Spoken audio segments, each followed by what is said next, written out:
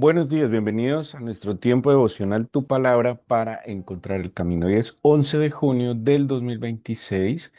Vamos a continuar con la lectura de la Biblia en un año con el libro de Jueces, capítulos 7 y 8, el libro del profeta Isaías, capítulo 34 y Lucas, capítulo 14.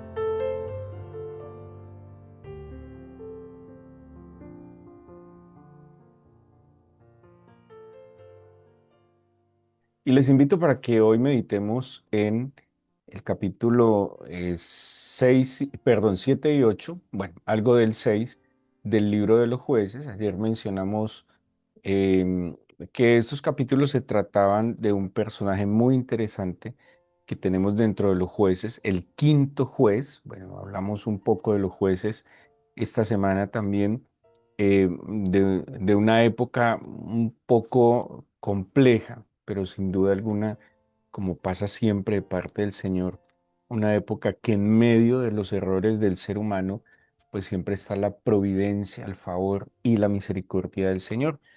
Los jueces, como les mencioné, es un periodo de aproximadamente 250 años de transición hacia la monarquía. Digamos, salen de la teocracia, donde el Señor es el gobernador absoluto del pueblo, y van a pasar a la monarquía, la cual pues no era el plan inicial del Señor, pero pues que soberanamente así se dio. El quinto juez, Gedeón, empieza en el capítulo 6 con una historia un poco compleja. Gedeón hace parte pues de una de las tribus de Israel, y, y está sufriendo unas situaciones que los madianitas, acordémonos que son descendientes de Abraham, ¿sí? Con su segunda esposa Setura o Setura. Los madianitas vienen a hacer unos ataques puntuales al pueblo hebreo, solo que pues en un momento, imagínense, se los pongo así, cada que ellos tenían una cosecha, venían los madianitas y se les llevaban el fruto. Es como si cada que usted le paguen su salario, llegue alguien y se lo quite, ¿sí? O cada que después de un producto, de un trabajo, de un contrato, justo cuando se lo paguen, llegue alguien y se lo quite. Eso era lo que hacía Madián con el pueblo de Israel, y dice que lo hacían frecuentemente, lo cual generaba miedo, ¿sí? Generaba no solo miedo, sino también cierta frustración y amargura, puesto que era ver, una cosa es que se dañe, por decir algo, usted siembra y se dañó la semilla. Otra cosa es que se dañe mientras crece el fruto, pero es que estos ya habían sembrado, habían cosechado, habían recogido el fruto. O sea, ya estaba casi la tarea cumplida, la meta alcanzada, y que justo allí pues lleguen enemigos y que se lo lleven. Sí, era demasiado frustrante. ¿Qué hacía Gedeón y su familia? Pues lo escondían. Tenían que vivir, obviamente, o seguramente vivían con mucho miedo, con mucha inseguridad, tratando de guardar un poco lo que tenían. Sí, más o menos este es el contexto de la historia de Gedeón. Era un enemigo puntual que se llevaba su fruto en un momento, pues, muy difícil, después de mucho esfuerzo, de tiempo, de recursos, también esfuerzo físico. Y pues obviamente ellos estaban completamente amedrentados. En ese contexto, en el capítulo 6 aparece el Señor, llama a Gedeón, tiene un tratamiento muy especial con él. Mencionábamos algo, que pues Gedeón aparentemente no era el más apto, pero pues al fin y al cabo era el hombre que el Señor había escogido, había confiado el Señor en él. Gedeón entonces aparece, eh, cree al Señor, se convence de su llamado. Gedeón asume la responsabilidad. Es muy interesante la conversación entre Gedeón y el Señor, muy similar al llamado de Moisés, les mencionaba ayer, donde Moisés se negaba, no lo podía creer que él pudiera tener o asumir esta misión, en el caso de Moisés, liberar al pueblo de Egipto, en el caso de Gedeón, liberar al pueblo de los madianitas. Bueno, al fin y al cabo, Gedeón, o más bien el Señor, logra tratar el corazón de Gedeón, sanarlo, restaurarlo, convencerlo, restaurar su valía, fortalecer su fe, su esperanza. Y Gedeón se vuelve pues un hombre confiable y obediente. En el capítulo 7, quiero centrarme un poco en el capítulo 7, el Señor lo manda a que reclute, ¿sí? A que reclute un ejército para ir a luchar contra Madián. Entonces pasamos, imagínense, pasa del miedo, de esconderse, digamos, de la defensa, ¿sí? Digámoslo de esta manera, a la ofensiva, ¿sí? Es como un momento.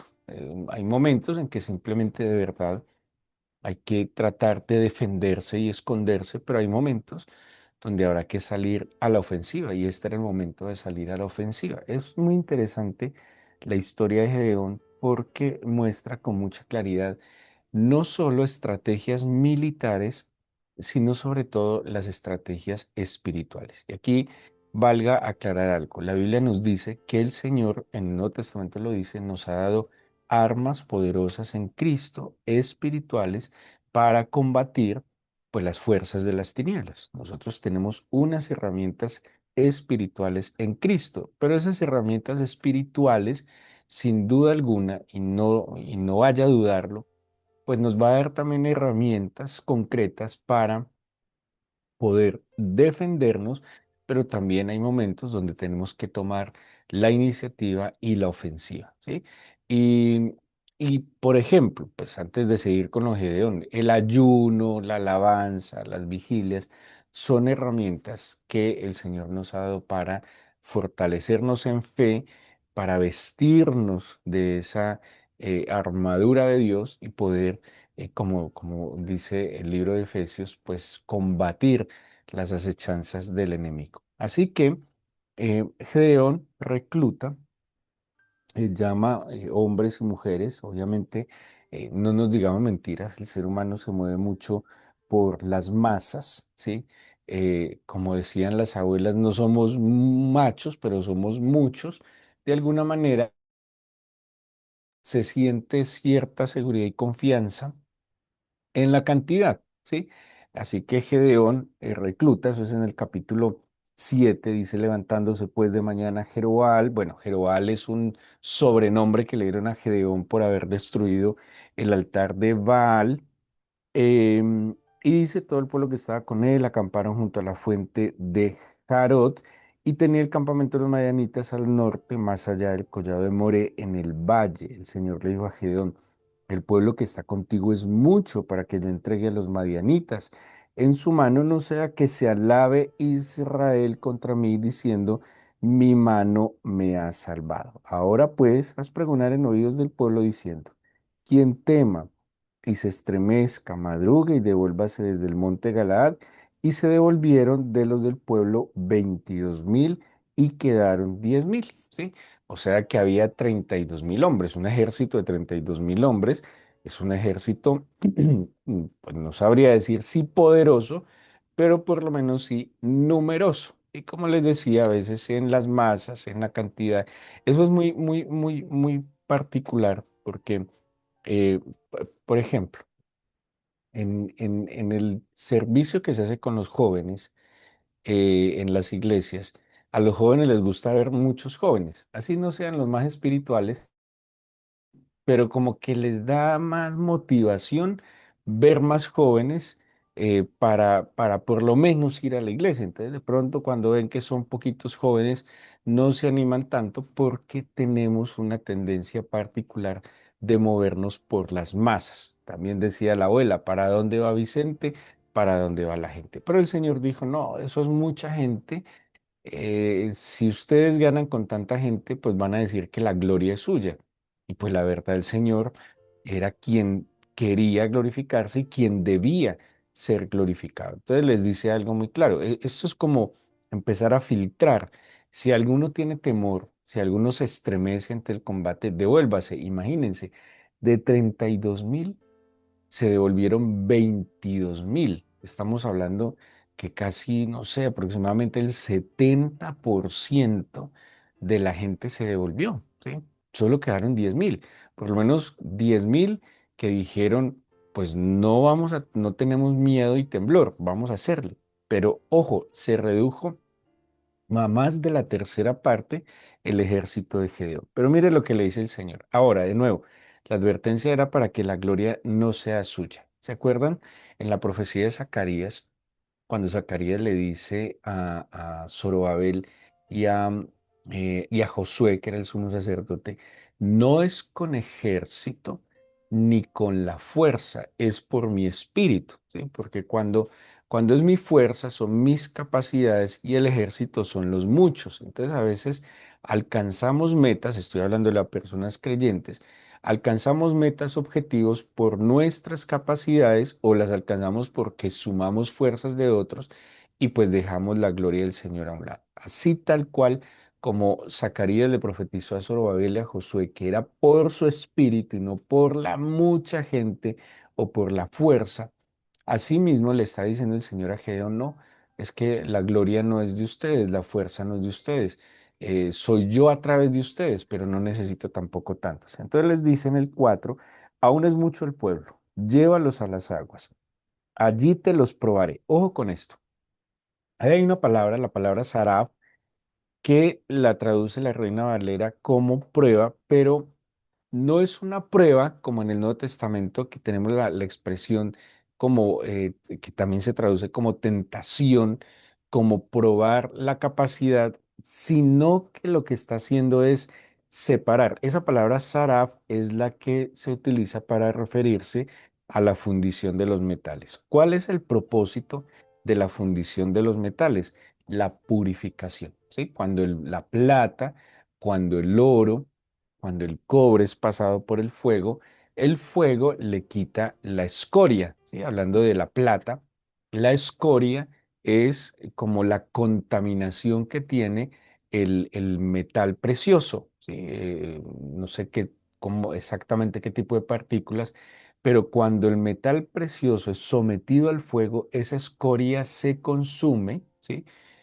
Por eso ahí la expresión escoria es como algo que contamina, algo vano que le daña la calidad a algo precioso y queda purificado. Esa palabra saraf, entonces, utilizada aquí en este versículo, no es solo la prueba, como les dije, como de resistencia, sino más bien de purificación, de refinación, de separar impurezas. ¿Qué quiere decir? Que en estos 32.000 y aún en estos 10.000 había ciertas actitudes o cosas internas que no iban a glorificar al Señor. Sí, pónganle mucho cuidado a esto, porque eh, necesariamente los que quedan, que ya lo vamos a ver, no son los más fuertes, ¿sí? No son los más ágiles para la guerra, no son los más grandes, vigorosos o veloces.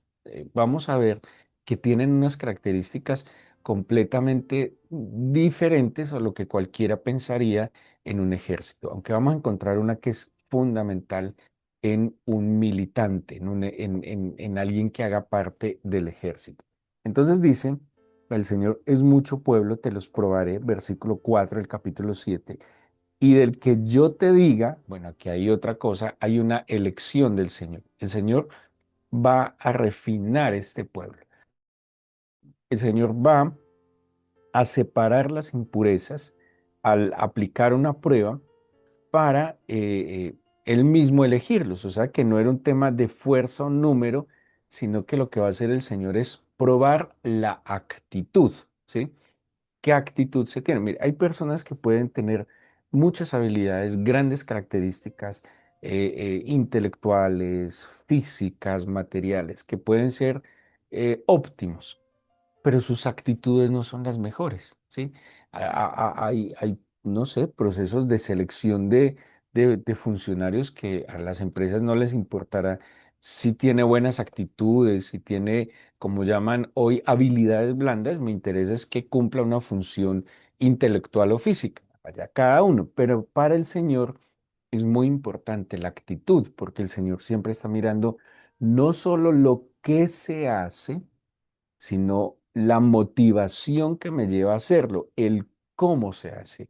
Dice la Biblia que el Señor está mirando es el corazón. Yo puedo tener muchas habilidades, pero con una actitud negativa, pues no es agradable delante del Señor y el Señor simplemente no lo tiene en cuenta. Entonces dice, yo los probaré porque yo los voy a elegir y va a hacer una estrategia y le dice, em, versículo 4 estaba, vaya este contigo, irá contigo, mas cualquiera que yo te diga, este no vaya, no va contigo, no irá. Versículo 5. Entonces llevó Gedeón el pueblo a las aguas, y el Señor le dijo, cualquiera que lamiere las aguas con su lengua como lame el perro, a aquel compondrás aparte, asimismo a cualquiera que se doblare sobre sus rodillas. Aquí pone entonces como, llévelos a beber agua. Y vamos a ver cuál es la postura, la forma como ellos van a beber el agua. Y pone como dos formas. Unos que se arrodillan, se inclinan y toman el agua de la fuente. Y los otros que van a usar la mano para lamerla, ¿sí? Vamos a separarlos ahora. Quien se arrodilla hacia el agua está completamente dándole la espalda al entorno, ¿sí? Se está inclinando directamente con su boca a tomar el agua, ¿sí? Como, digamos, absorber el agua, ¿sí? El otro no necesariamente, y lo aclara, no se arrodilla, sino que puede estar casi en pie, solo inclinado y está usando una sola mano. Quien se arrodilla está usando todos sus miembros para tomar agua, porque pone sus dos pies sobre la tierra y pone sus dos manos para sostenerse e inclinarse y beber directamente con la boca. Cualquiera podría decir que así es como bebe un perro, pero cuando dice lamer, como aquí hay un juego de palabras, la expresión de lamer implica el sonido que hace un perro para beber. Si ustedes han notado o han visto a un perro beber agua, aunque el perro está apoyado en sus cuatro patas inclinado, la acción está es en la velocidad con que el perro bebe. ¿Sí? El perro es muy veloz cuando está tomando agua. ¿Sí? Ahora, el que tiende su mano y acerca el agua a su boca, ese es el que está lamiendo como un perro, porque uno está haciendo el sonido, lo está haciendo rápido, está haciendo, usando su mano como una cuchara para traer el agua, pero además va a mantener una mano libre, ¿sí? Y sus dos pies no están completamente apoyados en la tierra, sino que está inclinado. O sea que el que se agacha y solo usa una mano y deja su otra mano libre, está mostrando una actitud de alerta y una actitud vigilante, ¿sí? El que se inclina completamente a tomar el agua digamos, del arroyo, de lo que fuera, pues está teniendo una actitud descuidada y de excesiva confianza. Estamos en una guerra. Y una de las cosas que yo no puedo hacer cuando estoy en guerra es exceso de confianza. El que está en guerra siempre está alerta y vigilante. Así que cuando el Señor mira esta actitud, dice, listo, aquí está. El que de verdad sabe para dónde va y qué es lo que está enfrentando, desde ya está atento, desde ya está preparado. Así que despácheme a los demás y de los 10,000 solo va a quedar el 3% que fueron 300. Imagínense, de 32,000 bajó a 300, menos del 1% del ejército inicial. O sea, esto es absurdo cuando nosotros siempre pensamos que lo que necesitamos es cantidad, pero el Señor, la verdad, lo que valora es la calidad. ¿De qué me sirven 1,000 si 900 están terribles? Prefiero 100 o 50 que pueden hacer perfectamente lo que hacen 1000. Esto se llama también optimización, ¿sí? Eficiencia. Con menos alcanzo más. ¿Sí? No es el volumen, no es la cantidad. De verdad ellos le apuntan a la calidad. ¿Sí? Y la calidad no a lo que nosotros podríamos indicar como calidad, sino que la calidad está directamente relacionado con las actitudes. ¿Sí? Es un tema actitudinal. Así que elige estos personajes. Pero ¿qué vemos en estos personajes? Hay cosas muy interesantes en estos 300. Uno de nuevo que tiene una actitud alerta y vigilante. Como les dije, no necesariamente tendrían que ser los más aptos, ¿sí? Los más fuertes, los más grandes, los más veloces, los más ágiles, pero sí eran los que tenían una mejor actitud. Y viene algo muy importante para una misión como estas y es la obediencia. Gedeón entonces va a establecer una estrategia, toma los 300. Bueno, Gedeón va a escuchar, va a escuchar a alguien en el campamento de Madián que tiene un sueño. Eso le da confianza a Gedeón como una señal del Señor. Y Gedeón en el versículo 17 les dice a los 300: miradme a mí, haced como hago yo. He aquí, cuando llegue al extremo del campamento, haréis vosotros como hago yo. ¿Qué estaba buscando Gedeón y el Señor? También obediencia. El éxito de alguien que está en el ejército, pues que alguien que está militando, es la obediencia. Cuando, imagínense que solo uno quisiera hacer lo que le parece. La estrategia fue separarse de a 100, ¿sí? Esparcirse en tres lados del campamento. Y Gedeón quedaría en un punto opuesto como referente y como guía. Entonces, al rodear el campamento y cada uno tener una trompeta, la trompeta, digamos, no sabría decirlo con exactitud, pero generalmente una trompeta está representando un grupo de soldados. No sabría decirles qué cantidad, 100, 200, X cantidad, pero cada trompeta era como una guía de de una compañía de soldados. Ahora, 300 trompetas daba la impresión de que posiblemente eran miles, pero solo eran 300. O sea, que el poco número lo sustituían con una mejor estrategia, con lo que les dije de Zacarías.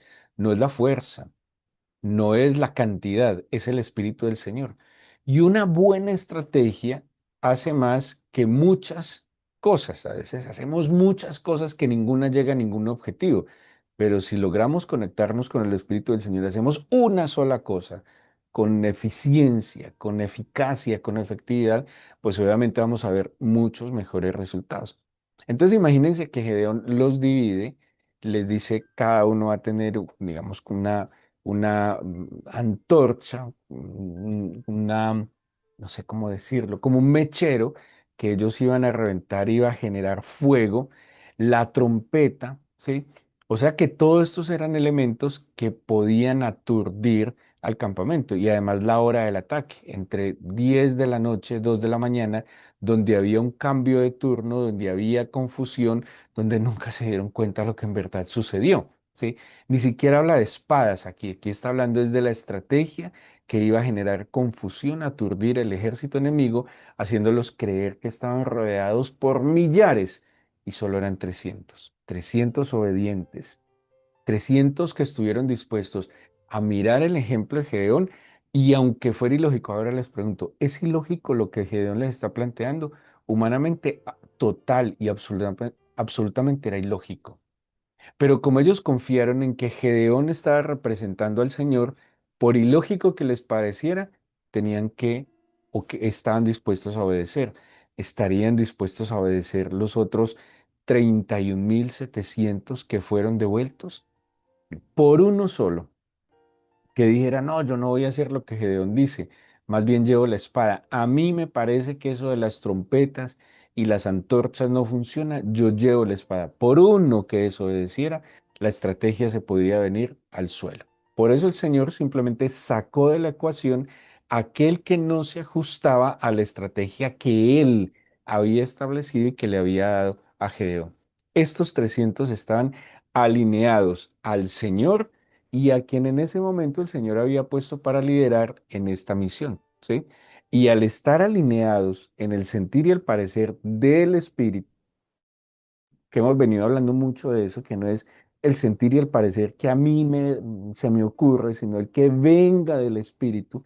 Y cuando Gedeón, quien está liderando, y cada uno de los 300 se alinean al Espíritu del Señor, fluye, porque no es lo que a Gedeón se le ocurra, ni lo que a uno de los 300 se le ocurra, sino el plan divino, el plan maestro del Señor colocado y discernido por cada uno de los 300. Y les funcionó.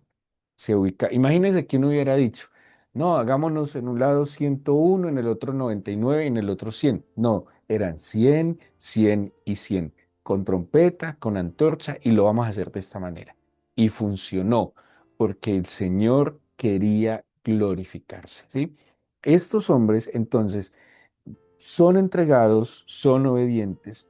Definitivamente fue una elección soberana del Señor y pues esto fue lo que derivó en que no era la confianza en sí mismos, sino la confianza en el Señor y en su dirección. ¿Quién era Gedeón? Un miedoso, temeroso, ¿sí? ¿Y quiénes eran los 300? Imperfectos. Y era la combinación perfecta para que, como dice San Pablo, el poder de Dios se perfeccionara en esa debilidad. Pero si hubieran llegado los mejores 32.000 estrategas militares, se hubieran acabado entre ellos, porque cuando hay tanta capacidad, tanta inteligencia junta, no se ponen de acuerdo porque cada uno cree que lo que él dice es lo mejor, cada uno cree que su experiencia es lo mejor, cada uno, tristemente, porque tenemos una superioridad moral muy lamentable, como cada uno cree que sus ideas o sus planes son los mejores, ahora imagine 32.000 imponiendo lo que a cada uno le parece, fracaso total, pero pocos alineados al Espíritu del Señor, en el sentir y en el parecer del Señor, donde no están buscando protagonismos, donde no están buscando imponerle a otros, sino más bien entiendo mis limitaciones, entiendo el privilegio de ser elegido, entiendo la responsabilidad que tengo, que me queda sino poner los ojos en el Señor, agudizar mis oídos a la instrucción y poner lo que el Señor quiere de mí, ¿sí? Entonces, mengo en mi corazón, crece en mi corazón, dirige mi corazón y yo quiero ser parte de tu obra. Entonces, no necesariamente tengo que ser el autor y consumador. No es que el autor y consumador es solo uno, Jesucristo nuestro Señor. Estos hombres entonces terminan y la gloria va a ser absoluta del Señor. Dígame, ¿quién se va a gloriar en esto? Una estrategia tan ilógica, el solo hecho de la cantidad, de la forma, no menciona espadas, las espadas vinieron después, ¿sí? Y es la manera como el Señor lo hace, porque es su espíritu el que debe ser glorificado. ¿No? ¿En qué termina esto? Gracias a Dios tienen una victoria. Al final, como suele pasar, sobre todo en el libro de los jueces, ellos van a volver a apostatar, pero en cuanto el momento en que Gedeón y los 300 se alinearon, el Señor cumplió cabalmente su papel y cumplió y les dio totalmente la victoria. Quiero darte gracias en esta nueva mañana, mi Señor, y pedirte que nuestros sentidos se agudicen a tu voz y que nuestro corazón se humille, Señor, voluntariamente delante de ti. Que así tengamos habilidades, experiencias, fortalezas. Todo, al fin y al cabo, lo hemos recibido de tus benditas manos. Dame la humildad para valorar al otro, pero sobre todas las cosas para reconocer que todo, Señor, proviene de tus manos prodigiosas y que aun si fuera hábil y tuviera mucha experiencia, lo recibí de ti, Señor. Agudiza mis sentidos para entrar en tus planes. Entiendo que no se trata de multitudes, se trata de tu espíritu. Y si nos alineamos a tu espíritu, Señor, así seamos pocos, en cualquier misión, en nuestra casa, en la empresa, en la iglesia, Señor, así seamos pocos, si tú estás con nosotros, tú y yo somos mayoría, Señor. Tú y yo somos más fuertes, más capaces. Tú y yo podemos ser más veloces, más eficientes, más eficaces, Señor, mucho más efectivos. Por eso, permíteme menguar para que tú crezcas y de verdad prestar más mi oído para escucharte y frenar mi boca de hablar. Así lo advierte también el libro de Eclesiastés. Cuando esté delante de ti, tengo que estar más presto a escuchar y no hablar tanto. Y más bien, Señor, que yo me ajuste a tus planes perfectos y soberanos. Limpia mi corazón, que mi corazón no se enaltezca delante de ti, que mantenga una buena actitud humilde, una actitud de agradecimiento, una actitud de esperanza y confianza en ti. Y Señor, manda que tu siervo está atento a tu voz y a tu dirección. Gracias, Señor, por tu palabra, que es lámpara a nuestros pies, por tu palabra, Señor, que nos da la oportunidad de seguirte y ser dirigidos en el camino. En el nombre de Jesús. Amén.